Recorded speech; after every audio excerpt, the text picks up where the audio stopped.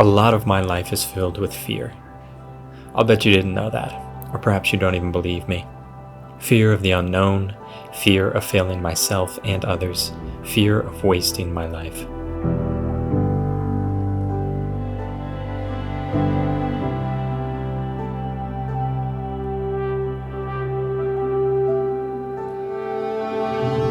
I take another step. I keep living because no one else is going to live for me.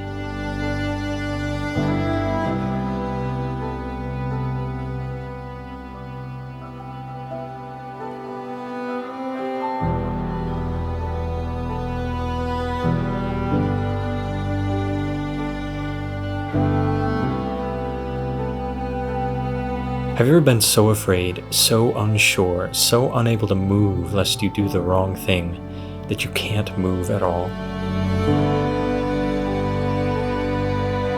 I have spent so many mornings, afternoons, evenings stuck on my bed, couch, phone, laptop, so afraid to do the wrong thing or for the wrong thing to happen to me that I don't move at all. Fear-induced paralysis.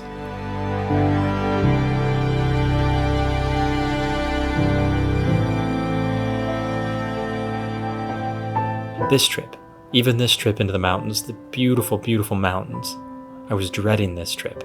I was dreading this trip because I let my fear grow unchecked, fear of random little things that don't even matter, but things that I let grow in my mind to take over the narrative and control how I was viewing this exciting trip into the mountains.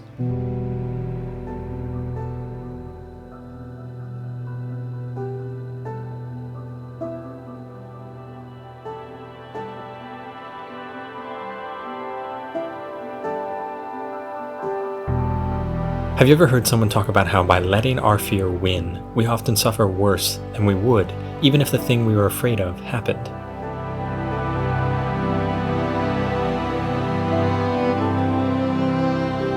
By letting my fear win, by letting it control the narrative, I am suffering more than I ever would, even if my worst fears came true.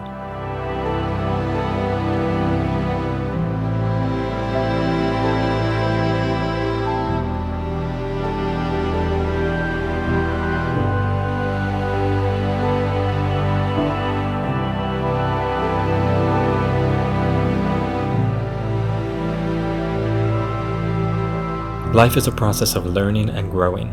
Life is not about the end, but rather the journey.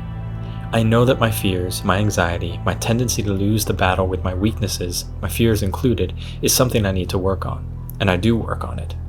I also know that Rome wasn't built in a day, and neither will my fears be overcome in a day.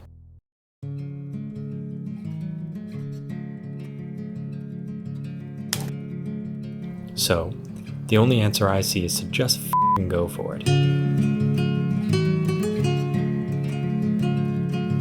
To ignore reason when my fear is starting to shut me down because I know my perfectly reasonable fears are compromised. To ignore my well thought out fears because I know deep down, no matter how much sense they make, they're almost entirely there to keep me from going out and living. Fear has its place, and that place is better spelled caution.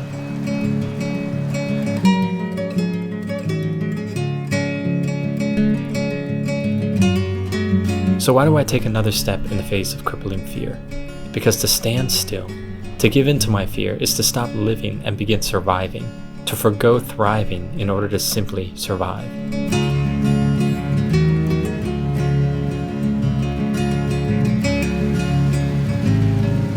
I take another step. I try my very best to overcome, outsmart, straight out trick my fear because I want to live.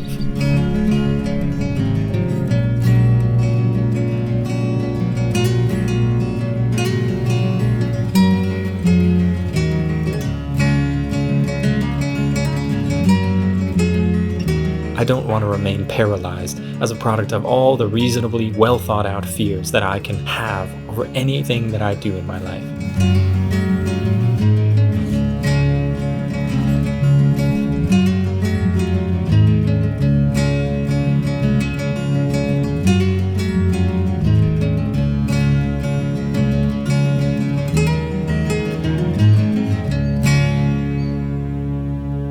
I want to live, and after all, no one else is going to live for me.